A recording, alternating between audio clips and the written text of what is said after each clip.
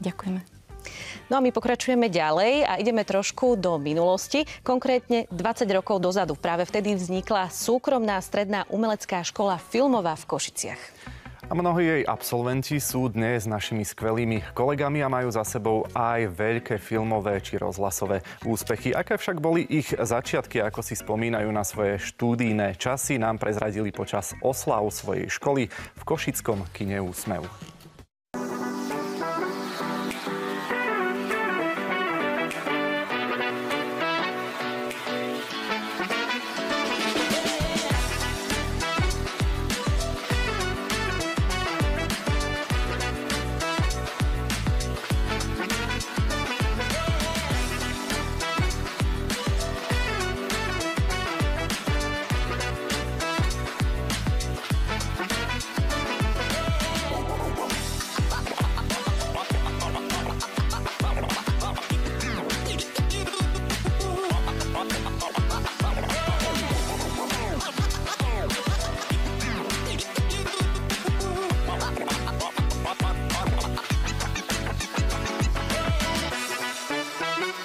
Od roku 2014 študujem na škole a pracujem teraz v slovenskej televízii ako kameraman. Ja som začínal ako masker, v podstate robím úplne niečo iné, čo som robil na škole. To je asi to najviac, že som mohol spoznať vlastne tých ľudí, čo poznám. Som rada, že som stretla mojich bývalých spolužiakov, aj z iných tried, mladších, starších a že sa máme o čom rozprávať vždycky, keďže sme v rovnakom pachu. Najprv som si myslela, že budem fotiť. S tým som aj na tú školu šla, ale potom tak s odstupom časom som vedela, že asi je to malinko pre mňa, že lepšie bude tá kamera, tak vlastne ostala som pri tom a som rada za to. Škola mi dala hlavne, to asi nebude môcť byť použiteľné, ale dosť veľa v úvodzovkách voľného času, respektíve času, ktorý som mohol využiť na to, na čo som chcel a v podstate som ho aj využil na to, aby som začal robiť to, čo som vlastne robiť chcel. Ja som školu ukončil vlastne v roku 2017 a momentálne študujem magisterské na Národnej filmovej a televíznej škole v Londýne.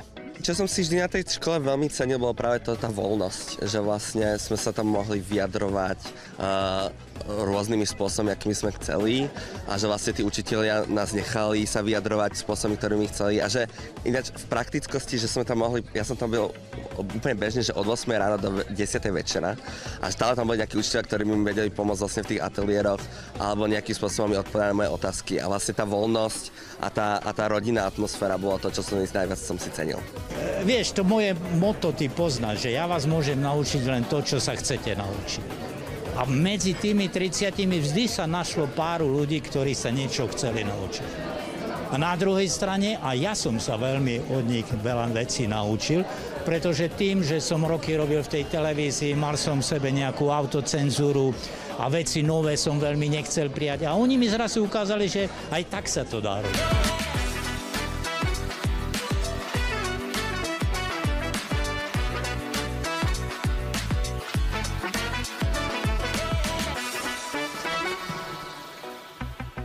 Myslím, že to boli perfektné a hlavne použiteľné spomienky. Viacerých sme tam poznali aj my, ale aj naši hostia. Presne tak. No a ja teda ešte pre úplnosť informácie doplním, že Košická filmová škola nadväzuje na tradičnú filmovú školu, ktorá pôsobila v Českých Čimeliciach ešte počas federácie. 20 rokov. To je krásny vek, rozhodne. Za sebou má škola aj množstvo úspechov a viac nám nielen o nich porozprávajú už naši dnešní hostia, riaditeľka tejto školy pani Lívia Hiriaková. Dobrý deň. Dobrý deň. A takisto aj zriaďovateľ školy, pán Walter Uhrík. Vítajte.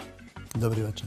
Tak, pán Uhrík, kto teda prišiel s myšlienkou vybudovať v Košiciach takú tú právu, poctivú filmovú školu? Ako to všetko začalo? S tou myšlienkou prišla moja manželka. My sme obidvaja robili v televízii, tu v Košickom štúdiu dlhé roky. No a myslím, že v roku 2004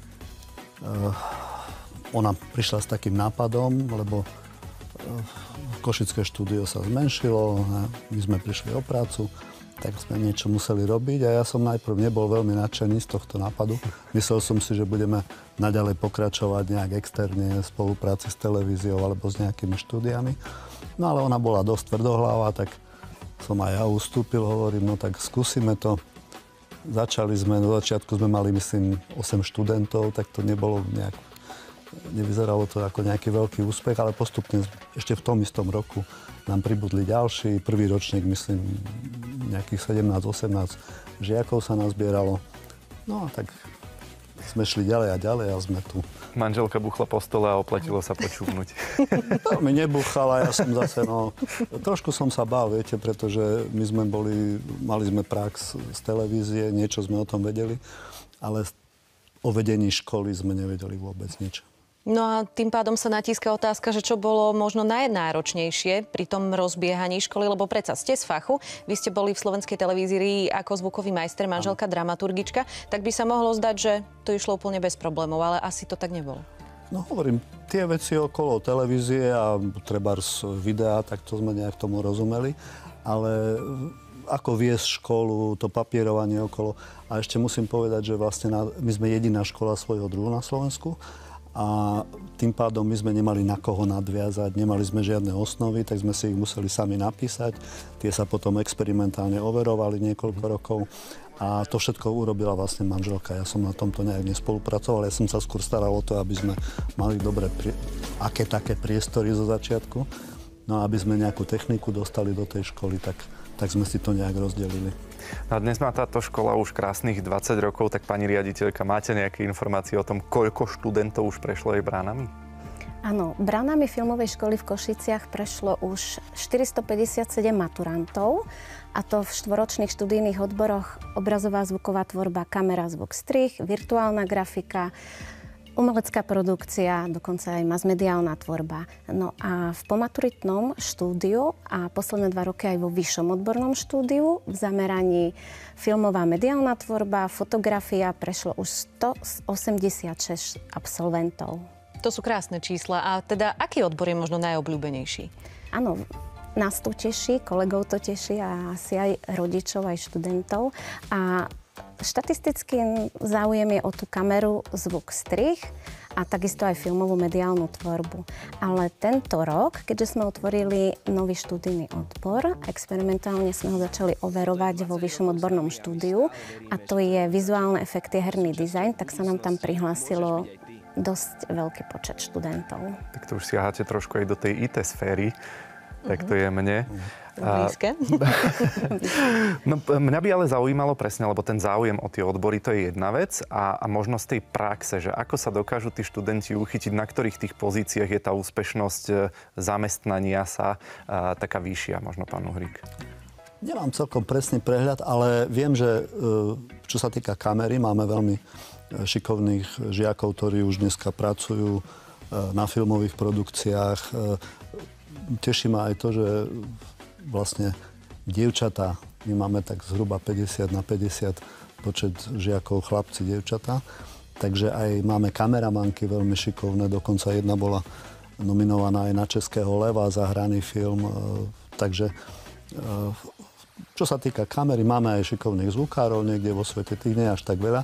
Strihačov, tí sú naozaj od Prahy až, myslím, že aj tu v Košickom až po Košice, áno. A potom veľmi úspešný odbor je aj virtuálna grafika, filmové efekty. Tam veľmi veľa žiakov sa dobre uchytilo.